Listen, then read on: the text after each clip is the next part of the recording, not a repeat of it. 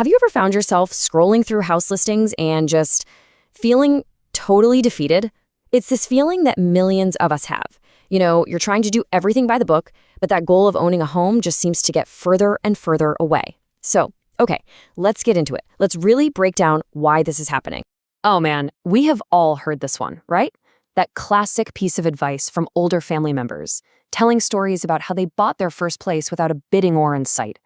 But when you try to follow that same advice today, it feels impossible, like you're playing a totally different game. And the truth is, you are. And this right here shows you just how different the game is. Back in the 60s, a house cost about 2, maybe 3 times what the average person made in a year. A single income could realistically cover it.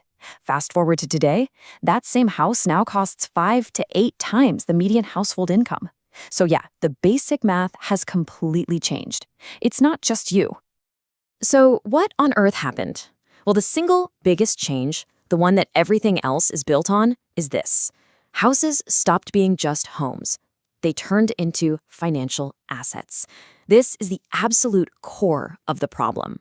Think about it. For a long, long time, a house was just that, a place for stability, a place to raise a family. But as the people who bought those cheap homes saw their values explode, the whole mindset shifted. A house became an investment vehicle, almost like a stock. The goal wasn't just to live in it, but to sell it for a huge profit.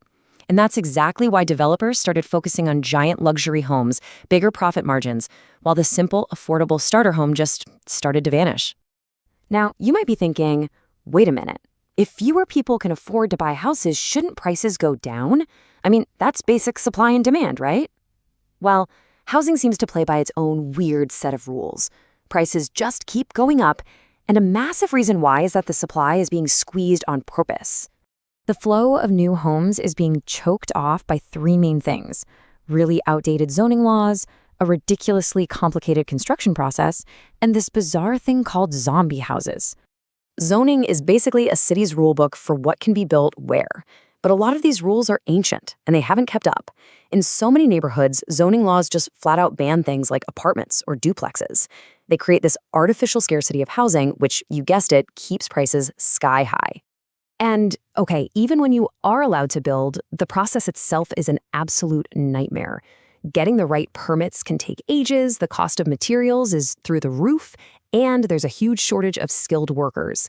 When you add in the constant threat of legal challenges, you can see why a developer would rather build one super expensive luxury home than, say, 20 affordable ones. It's just less headache for a bigger payday.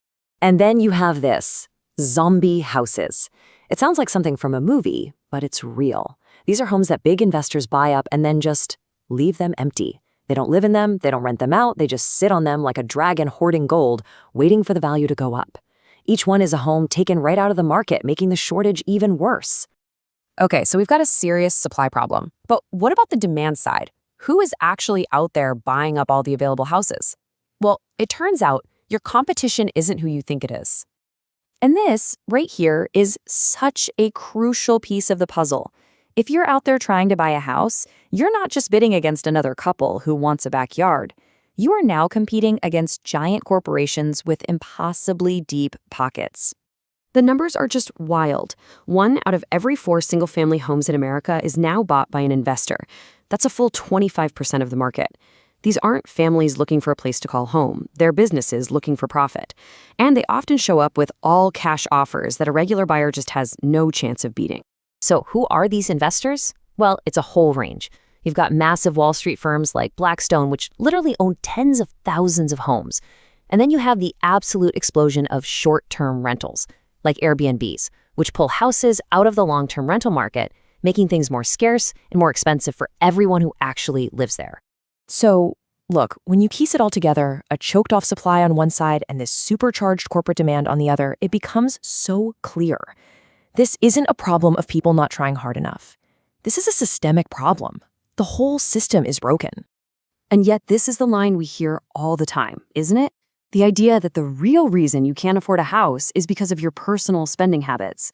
But that narrative just completely ignores all the massive economic forces we've been talking about. This chart tells the real story. The simple, brutal truth is that home prices have been skyrocketing, while wages have, well, they haven't. You can skip every single coffee and save every penny, but you're running a race where the finish line is moving away from you faster than you can possibly run. And this is where things get really tangled up politically. You have this weird situation where a lot of current homeowners, who are also voters, will fight tooth and nail to block any new housing in their area. Why? Because they're afraid it'll lower their property values.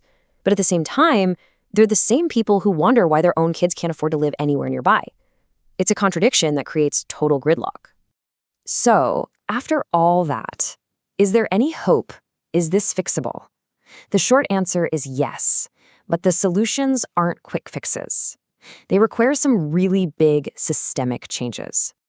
Experts have thrown out a lot of big ideas, things like a land value tax to make it super expensive for investors to just sit on empty property, widespread zoning reform that actually allows for more apartments and starter homes, and even bold policies to limit or ban huge corporations from buying up single-family houses, just to give regular people a fighting chance. I mean, it all sounds pretty logical, doesn't it? So why aren't these policies being rolled out everywhere? Well, as you can probably guess, it all comes down to politics and money. Here is the key stat you need to know. Roughly 65% of Americans already own their homes. That is a massive voting bloc. And no politician wants to be the one who champions a policy that might, even temporarily, cause home values to dip. That would make a huge majority of their voters very angry, even if it solves the crisis for the next generation. And while all this political debate just churns on, the problem is getting worse, fast.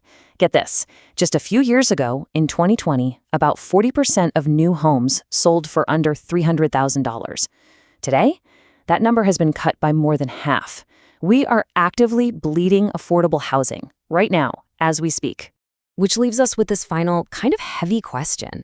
You know, the dream of owning a home was always supposed to be about stability, about community, about building a life. But the system has slowly twisted that dream into a high-stakes investment game.